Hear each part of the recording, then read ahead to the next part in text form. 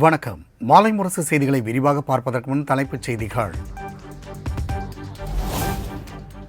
சிகாகோவில் Lincoln நிறுவனத்துடன் தமிழ்நாடு அரசு ரூபாய் 500 கோடிக்கு முதலமைச்சர் மு க ஸ்டாலின் முன்னிலையில் ஒப்பந்தம். செங்கல்பட்டு மாவட்டத்தில் லிங்கன் எலக்ட்ரிக் நிறுவன உற்பத்தி மைய விரிவாக்க மையம் அமைய உள்ளதாக தகவல்.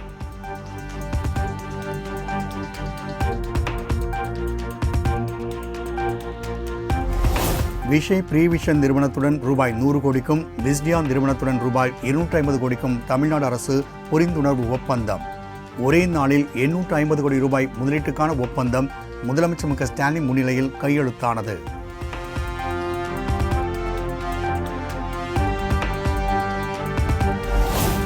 அறிவியல் வழியே முன்னேற்றத்திற்கான வழி என பள்ளி தலைமை ஆசிரியர்களுக்கு முதலமைச்சர் மு க ஸ்டாலின் அறிவுறுத்தல். மாணவர்களுக்கு அறிவியல் பூர்வமான சிந்தனைகளை வளர்த்தெடுக்க வேண்டியது அவசியம் எனவும் வலியுறுத்தல்.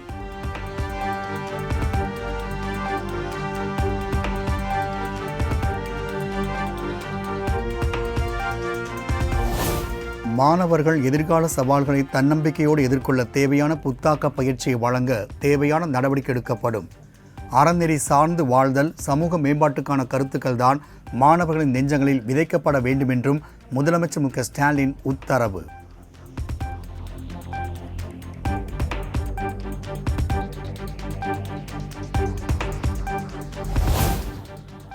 மூட நம்பிக்கை பேச்சாளர் மகாவிஷ்ணு மீது காவல் நிலையத்தில் புகார் அளிக்கப்படும்.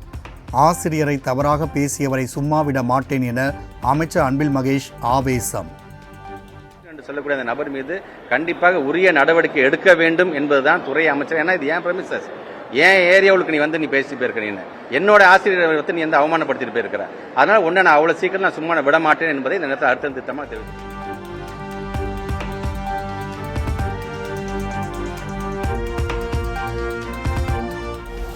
பிற்போக்கு உடைய சிந்தனை கருத்துக்களை யாராவது கூறினால் எதற்கு கேள்வி கேட்க வேண்டும். பள்ளியில் மாணவர்கள் உணர்ச்சி பெருக்கோடு இருக்கக்கூடாது என்றும் அமைச்சர் அன்பில் மகேஷ் அறிவுறுத்தார். வருகை தந்திருக்கின்ற மாணவ செல்வங்கள், நீங்கள் பகுத்தறிந்து பார்த்து படிக்க கற்றுக் கொள்ளுங்கள். நீங்கள் உங்களுக்கு யார் என்ன கருத்து சொன்னாலும் அது சரியா அது தவறா என்பதை உணரக்கூட பிள்ளைகளாக நீங்கள் இருக்க வேண்டும். அதிகப்படியாக மார்க் வாங்குறதுனால மட்டும் நீ புத்திசாலி என்பது கிடையாது. நல்லது கெட்டது எதுன்னு தெரிஞ்சு நான் முடிவு எடுக்கிறேன் பார்த்தியா, அதுதான் புத்தாது.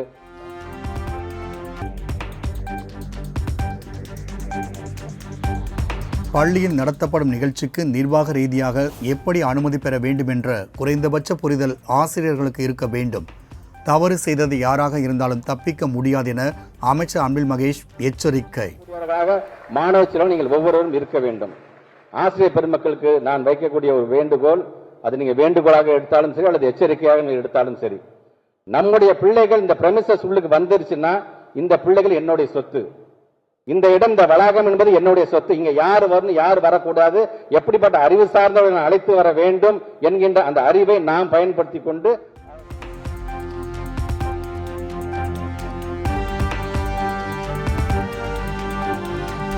சர்ச்சைக்குரிய சொற்பொழிவு தொடர்பாக 2 பள்ளி தலைமை ஆசிரியர்கள் பணியிட மாற்றம். சைதாப்பேட்டை அரசு மாதிரி பள்ளி மற்றும் அசோக் நகர் அரசு பள்ளி தலைமை ஆசிரியர்களை பணியிட மாற்றம் செய்து பள்ளி கல்வித்துறை நடவடிக்கை.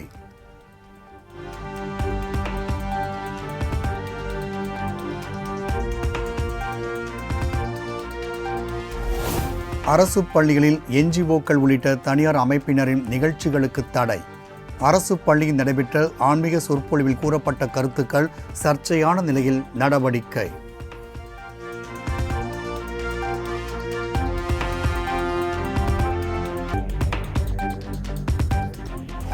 திருப்பூரில் உள்ள மகாவிஷ்ணுவின் பரம்பொருள் அறக்கட்டளையில் காவல்துறையினர் அதிரடி சோதனை. உரிய நடவடிக்கை எடுக்கப்படும் என அமைச்சர் அன்பில் மகேஷ் தெரிவித்த நிலையில் போலீசார் நடவடிக்கை.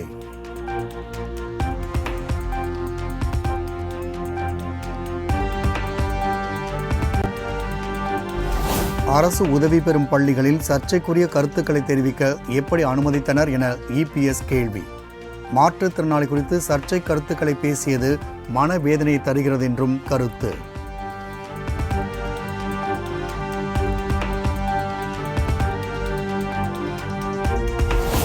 அரசு பள்ளிகளை மூட நம்பிக்கை விதைப்பவர்களின் வேட்டைக்காடாக மாற்ற முயல்வதா? சென்னை அசோக் நகர் பள்ளியில் தவறு செய்தவர்கள் யாராக இருந்தாலும் கடுமையான நடவடிக்கை எடுக்க வேண்டும் என பாமக நிறுவனர் ராமதாஸ் வலியுறுத்தல்.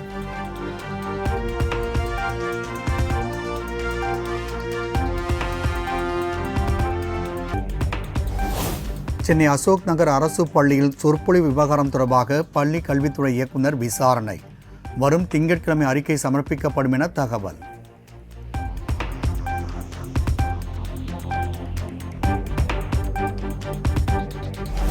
சதுர்த்தி விழாவை முன்னிட்டு சென்னை பெருநகரில் 1519 விநாயகர் சிலைகள் வைத்து வழிபட அனுமதி. கட்டுப்பாடுகளை மீறுவோர் மீது சட்டப்படி நடவடிக்கை எடுக்கப்படும் என சென்னை பெருநகர காவல்துறை எச்சரிக்கை.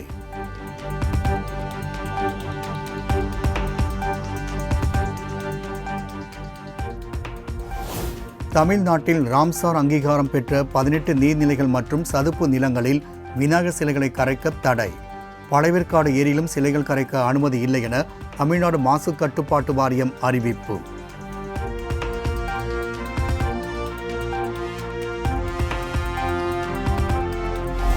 விநாயகர் சதுர்த்தியை கோலாகலமாக கொண்டாட தயாராகும் மக்கள். சென்னை கோயம்பேடு சந்தையில் விநாயகர் சிலைகள் மற்றும் பூஜை பொருட்கள் வாங்க மக்கள் ஆர்வம்.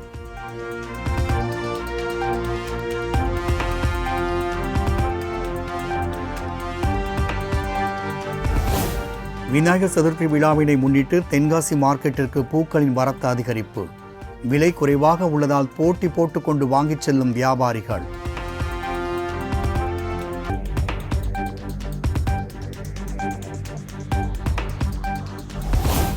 சென்னை புறநகர் மற்றும் தேனி மாவட்டம் ஆண்டிப்பட்டியில் விநாயகர் சிலைகள் பறிமுதல்.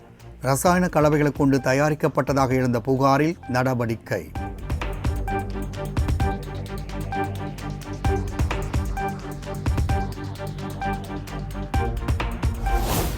விநாயகர் சதுர்த்தி மற்றும் தொடர் விடுமுறை எதிரொலி. சென்னை கோயம்பேடு மதுரவாயல் சாலையில் கடும் போக்குவரத்து நெரிசலால் வாகன ஓட்டிகள் அவதி.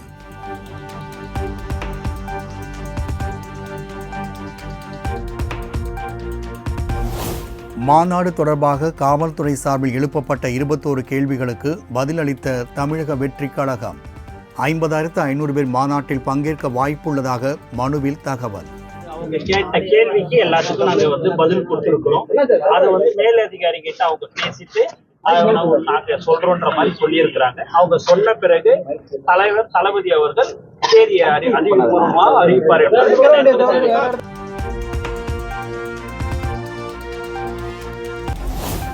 அமைச்சர்கள் தங்கம் தென்னரசு KKSSR மீதான சொத்து குவிப்பு வழக்கு. விசாரணைக்கு இடைக்கால தடை விதித்து உச்சநீதிமன்றம் உத்தரவு.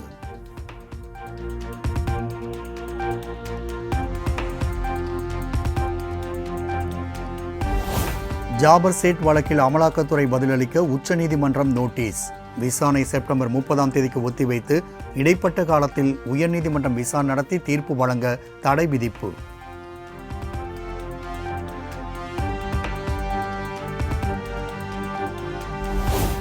மக்களவைத் தேர்தலில் விருதுநகர் தொகுதியில் மாணிக்கம் தாகூர் வெற்றி பெற்றதை எதிர்த்து விஜய பிரபாகரன் தொடர்ந்த வழக்கு. மாணிக்கம் தாகூர் தேர்தல் ஆணையம் பதிலளிக்க சென்னை உயர்நீதிமன்றம் உத்தரவு.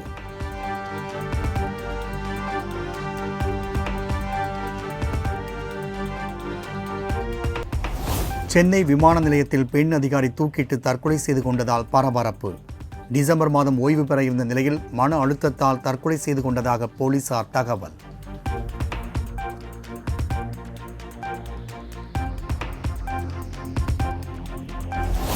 கன்னியாகுமரி குன்னூர் பகுதிகளில் களை கட்டிய ஓணம் கொண்டாட்டம். பள்ளி கல்லூரி மாணவிகள் கோலமிட்டும் நடனமாடியும் உற்சாகம்.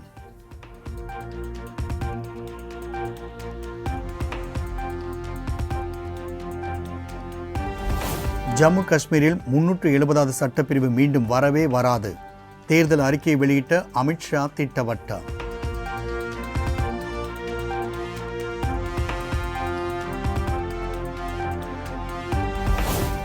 மல்யுத்த வீரர் பஜ்ரங் புனியா, வீராங்கனை வினேஷ் போகத் ஆகியோர் காங்கிரஸில் சேர்ந்தனர். டெல்லியில் மல்லிகார்ஜுன கார்கேவை சந்தித்த பின் இருவரும் தங்களை காங்கிரஸில் இணைத்துக் கொண்டனர்.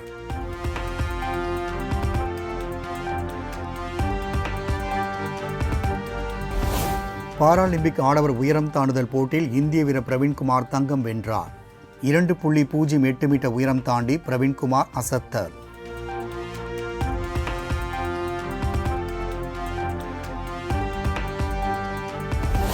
பாராலிம்பிக் ஓட்டப்பந்தயத்தில் இந்தியாவின் சிம்ரன் அரையிறுதிக்கு தகுதி. பெண்கள் 200 மீட்டர் D12 பிரிவில் 25.41 வினாடிகள் இலக்கை அடைந்து அசத்தல்.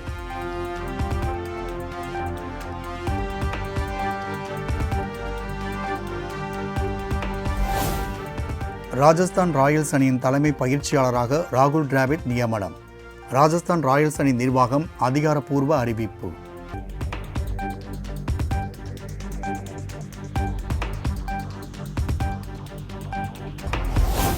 கால்பந்து வரலாற்றில் 900 கோல்கள் அடித்த முதல் வீரர் என்ற சாதனை படைத்தார் ரொனால்டோ. முன்னணி வீரரான அர்ஜென்டினாவின் லயோனல் மெஸ்ஸி 838 கோல்கள் அடித்து 2வது இடத்தில் உள்ளார்.